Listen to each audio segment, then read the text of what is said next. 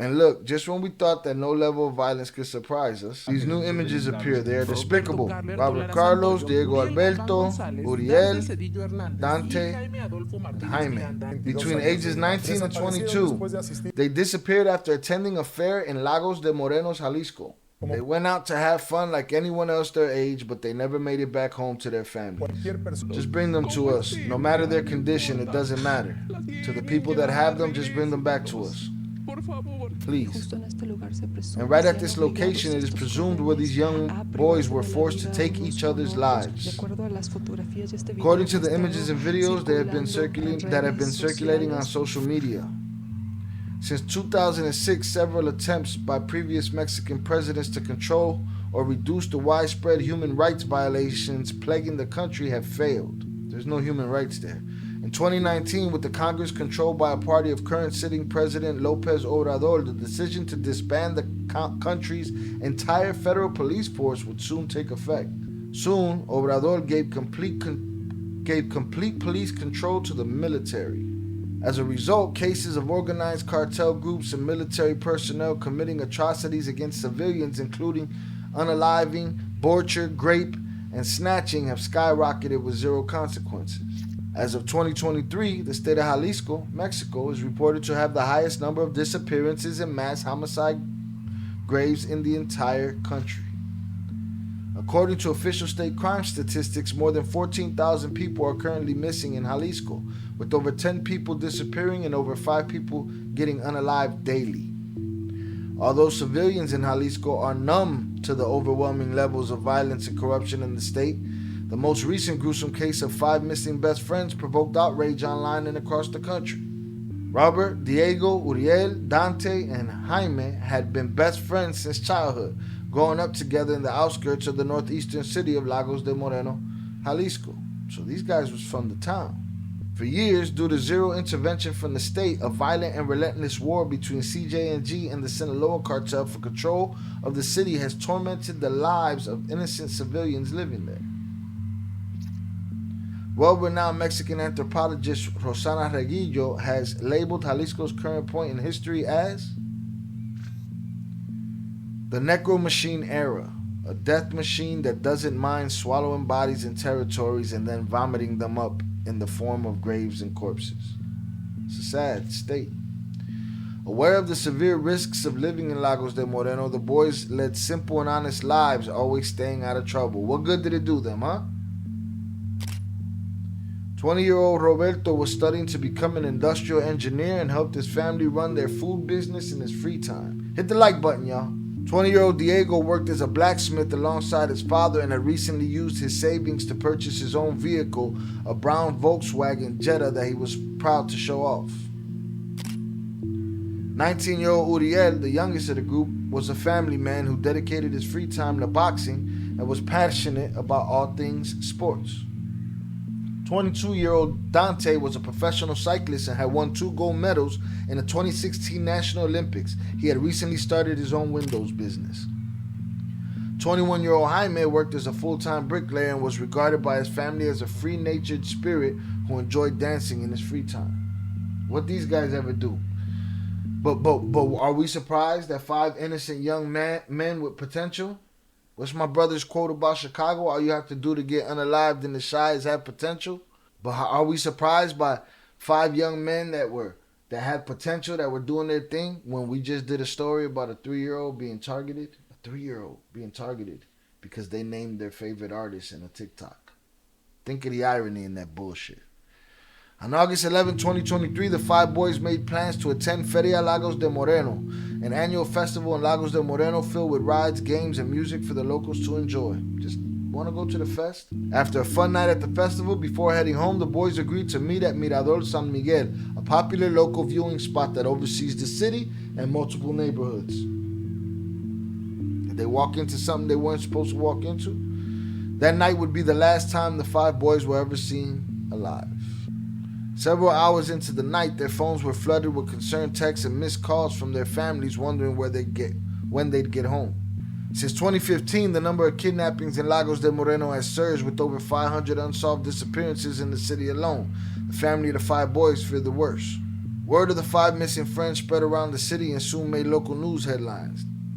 Devastated and fearing the worst, their families voiced their concerns and distress on several news networks. There's no words for any of this. We just want them back. We want them here. He was the joy of us. He was my little boy. He's my youngest brother. And I beg you, please, bring him back to me. The pain is too much. We can't take it anymore. Days and hours keep passing by and we have nothing. Concrete. Nothing concrete. The police won't confirm anything to us. On the inside, we're not doing well. We're not doing well on the inside, but we find the strength with the smile that my son had. My son used to always tell me that this life wasn't missing anything, but right now I'm missing him. Due to the mounting pressure from the public, local authorities and Jalisco's federal prosecuting officers were forced to release a press statement reassuring the families of an investigation into the disappearances. Yeah, tell us you're doing something. On August 13, investigators discovered Diego's abandoned and incinerated Volkswagen vehicle. That's never a good sign. Inside the trunk were burned human remains, but DNA testing confirmed they didn't belong to any of the 5 missing boys.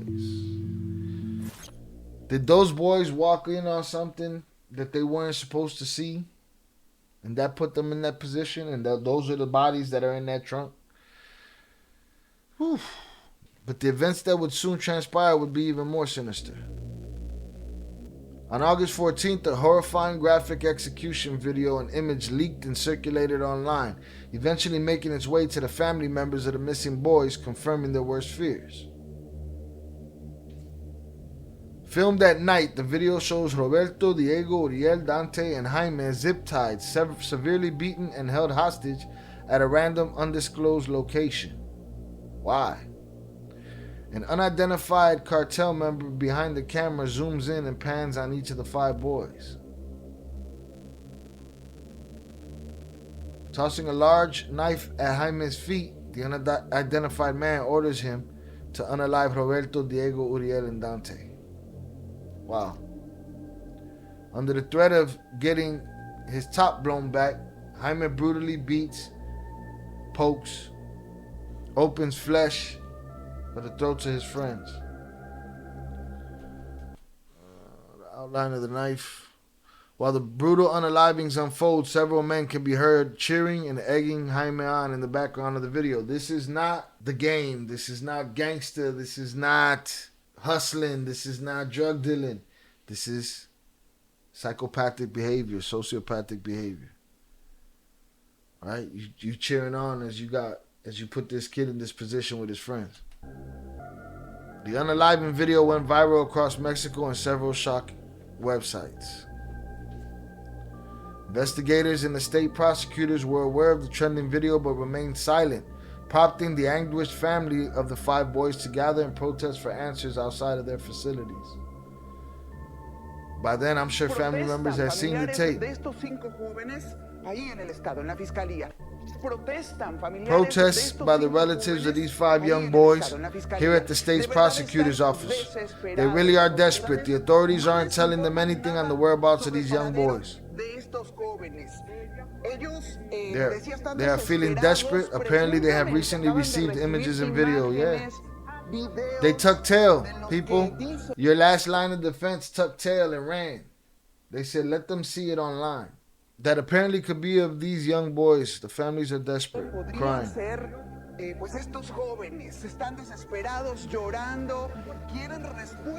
want answers from the authorities.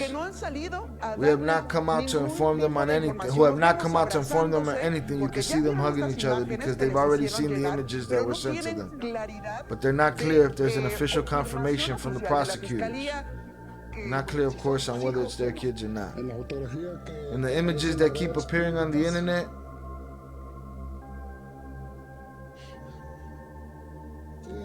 Yeah. Yes, my son. Yes, it's my son, but I've only seen one photo. I'm not gonna see anything else or any videos. I'm gonna stay with the one that I saw, where he's on his knees. Prosecutors say they're working on finding out whether it's true or not. I can't tell you whether they're lying or telling the truth. I still have that dream. And my dream is now is to find him. On August 16, police located an abandoned farm in Lagos de Moreno, believed to be the same building where the viral unaliving video was filmed.